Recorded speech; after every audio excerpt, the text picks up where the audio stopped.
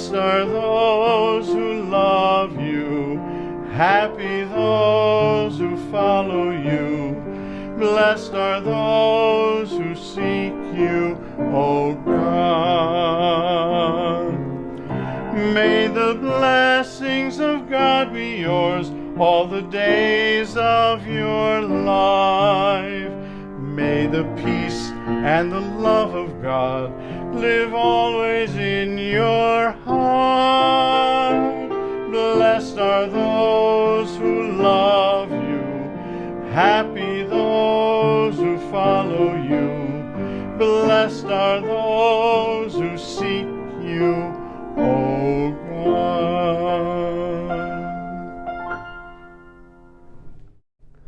Welcome to Cathedral. I'm Father Greg Sackwitz. Once again, thank you very much to Mark Teresi and David Jonas for over now 3.5 years providing beautiful music. So David and Mark, thank you from the bottom of my heart. Thanks once again to Paula Kathleen for her production of this entire spiritual video. Paula, you're doing an outstanding job. So thank you very much, Paula. We are now into the 33rd Sunday in Ordinary Time. And next week is Christ the King. Then we begin the season of Advent. And by the way, 4 days early, but a very blessed and happy Thanksgiving to you, family, and loved ones. A little boy walked up to the pastor after Mass and handed him $1. The priest told him he should give that $1 to the poor. The boy says, "That's, Father, why I'm giving it to you, because my daddy says you're the poorest preacher we ever had." I hope nobody here mails me $1, okay? Or hands me $1.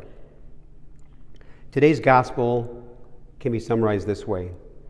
God has generously showered us with talents and gifts. It is our responsibility to share them with others as Christians. But do we? Are we sometimes so focused inward that we don't see those around us? All of us are moving in a life direction. But what direction? Moneyball was a hit movie and best-selling book about the little pro baseball team that could. Moneyball is based on the true story of Billy Beane, the general manager of the Oakland Athletics of the American League, not the National League, the American League.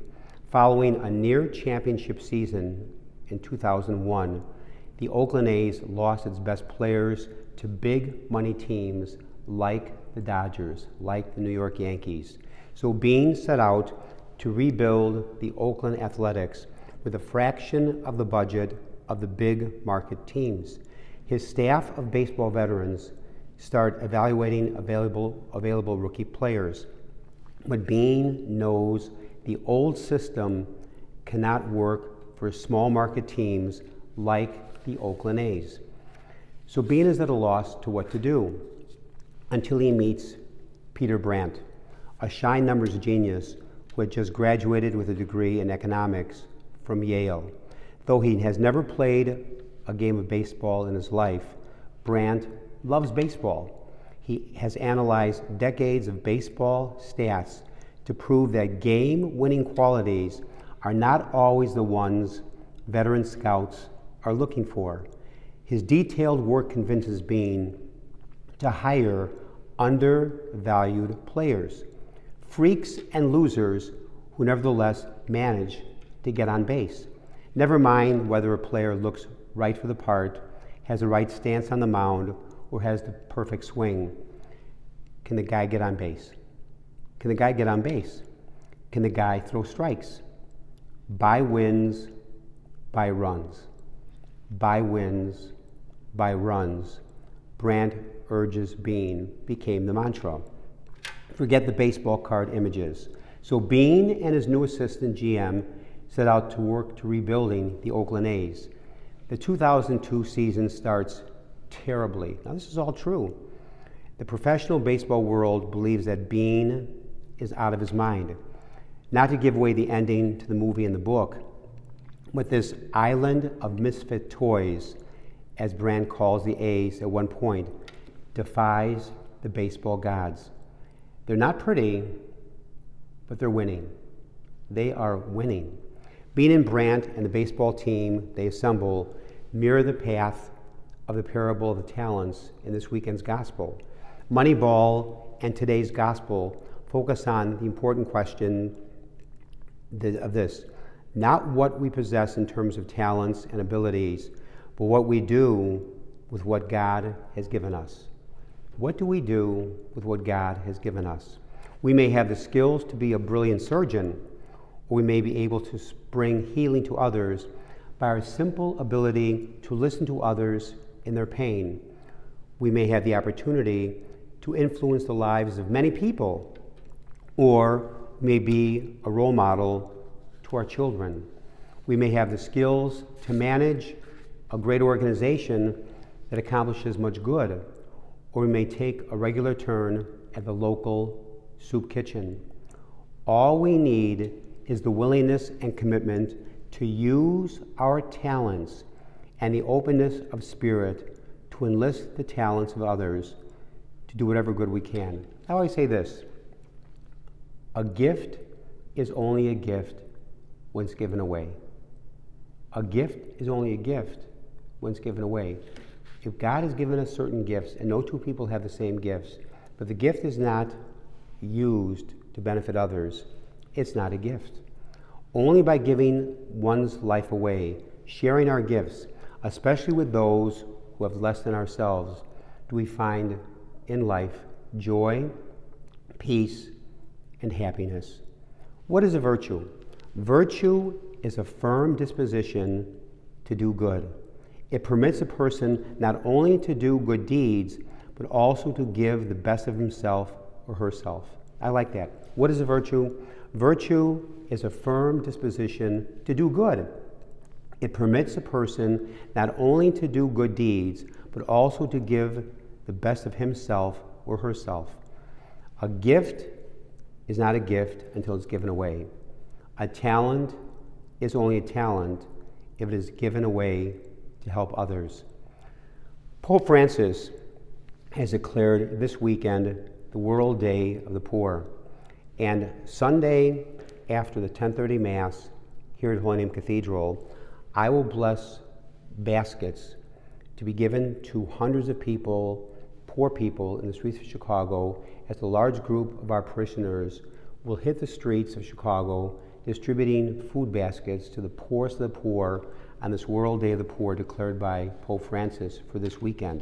So I want to thank those who will be going block after block, distributing hundreds of baskets, food to the poor. Remember this: holiness is not a gift we obtain after a lifetime of service. We give service, we serve others because we are holy. And Father Ronald Rolheiser says it best: nobody gets to heaven without a letter of recommendation from the poor. I like that. Richard Rolheiser, Father Richard Rolheiser, he says it best: nobody gets to heaven without a letter of recommendation from the poor. And even a single letter of reference from the poor is better than no letter at all. You and I have been created by God to do great things. We have not been created to just pass through this life without aim. And that greater aim is to love and to serve others. Give yourself fully to God, who will use you to accomplish great things on the condition that you believe much more in His love than you do in your own weakness. Never think that a small action done to your neighbor is not worth much. It is not how much we do that is pleasing to God, but how much love we put into the doing. May God bless all of you, to each and every one of you, and to your families and loved ones, a very blessed and joyous and happy Thanksgiving.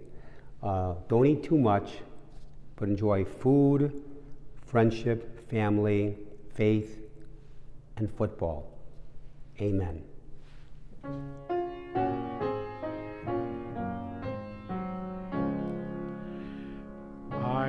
want to walk as a child of the light.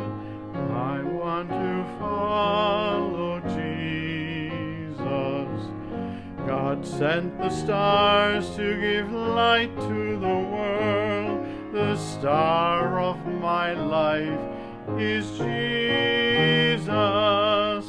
In him there is no darkness at all.